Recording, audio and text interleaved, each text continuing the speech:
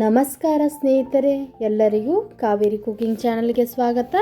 ಇವತ್ತಿನ ವಿಡಿಯೋದಲ್ಲಿ ನಾನು ತೋರಿಸ್ತಾ ಇದ್ದ ರೆಸಿಪಿ ರೀ ಬಾಂಬೆ ಸ್ಟೈಲ ವಡಾಪಾವ್ ರೀ. ಈ ವಡಾಪಾವ ಸುಲಭವಾಗಿ ಮನೇಲಿ ಹೆಂಗೆ ಮಾಡೋದು ಅಂತ ಹೇಳ್ಕೊಡ್ತೀನಿ ರೀ. ಬರ್ರಿ ಈಗ ಇದಕ್ಕೆ ಬೇಕಾಗಿರೋಂಥ ಇಂಗ್ರೀಡಿಯೆಂಟ್ಸ್ ರೀ.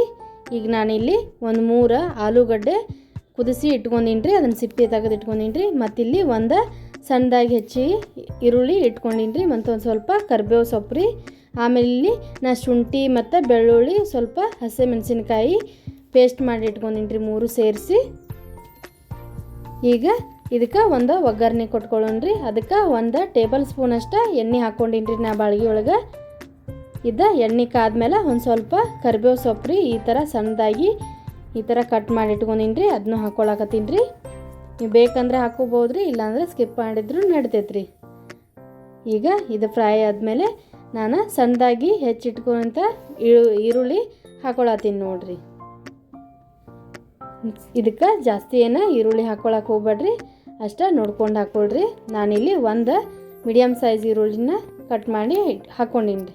ಈಗ ಈರುಳ್ಳಿ ಚೆನ್ನಾಗಿ ಫ್ರೈ ಆದಮೇಲೆ ಒಂದು ಅರ್ಧ ಟೀ ಸ್ಪೂನ್ ಅಷ್ಟು ಅರಿಶಿನ ಪುಡಿ ಹಾಕ್ಕೊಳತ್ತೀನಿ ನೋಡ್ರಿ.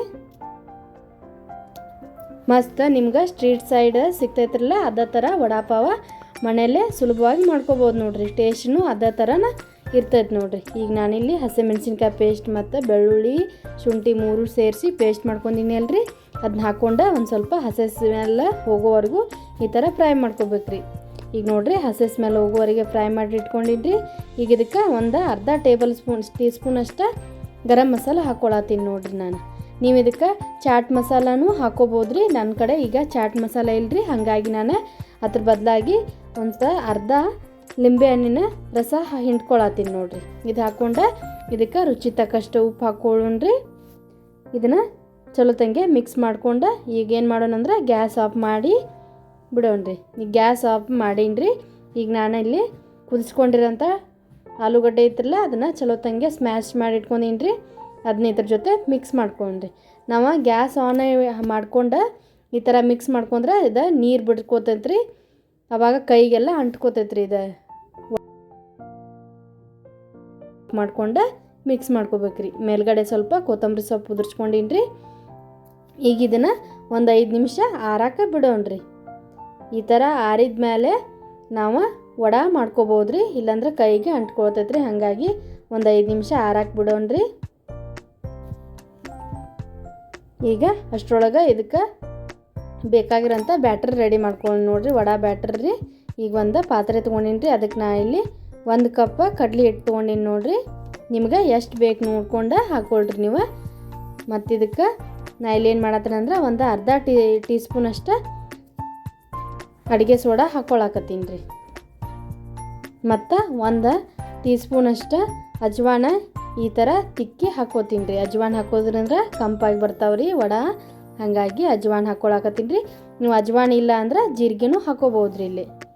ಮತ್ತು 1 ಟೀ ಸ್ಪೂನ್ ಅಷ್ಟು ಅಚ್ಕಾರದ ಪುಡಿ ಹಾಕ್ಕೊಳತ್ತೀನಿ ನೋಡ್ರಿ ನಾನಿಲ್ಲಿ.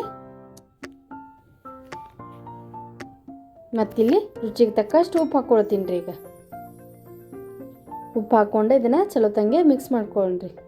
ಮಿಕ್ಸ್ ಮಾಡಿ ಈಗ ಸ್ವಲ್ಪ ನೀರು ಹಾಕ್ಕೊಂಡು ಇದನ್ನು ಕಲಿಸ್ಕೋಬೇಕು ನೋಡ್ರಿ. ನಾವು ಬಜ್ಜಿ ಹಿಟ್ಟು ಕಲಿಸ್ತೀವಲ್ಲ ಆ ಥರ ಕಲಿಸ್ಕೋಬೇಕ್ರಿ. ಇದಕ್ಕೊಂದು ಸ್ವಲ್ಪ ಬ್ಯಾಟ್ರ ಇತ್ತು ಗಟ್ಟಿಯಾಗೂ ಇರಬಾರ್ದ್ರಿ ಮತ್ತು ತಿಳುವಾಗಿಯೂ ಇರಬಾರ್ದ್ರಿ ನೋಡ್ರಿ. ಈ ಥರ ಹಿಟ್ಟು ಈ ಹದದೊಳಗೆ ಇರ್ಬೇಕು ನೋಡ್ರಿ. ಭಾಳ ಗಟ್ಟಿನೂ ಮಾಡಬಾರ್ದ್ರಿ, ಭಾಳ ತೆಳುವಾಗಿಯೂ ಮಾಡಬಾರ್ದ್ರಿ.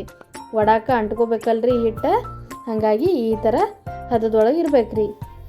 ಈಗ ಆ ಕಡೆ ನಾವು ವಡಾಕ ಮಸಾಲ ಮಾಡಿ ಇಟ್ಕೊಂಡಿದ್ದೀವಲ್ರಿ, ಅದನ್ನು ಈಗ ಒಂದು ಸ್ವಲ್ಪ ಆರೈತ್ರಿ. ಈಗೇನು ಮಾಡೋಣಂದ್ರೆ ನಾವು ಕೈಯಾಗ ತೊಗೊಂಡು ಉಂಡೆ ಮಾಡ್ಕೊಳ್ಳೋಣ್ರಿ.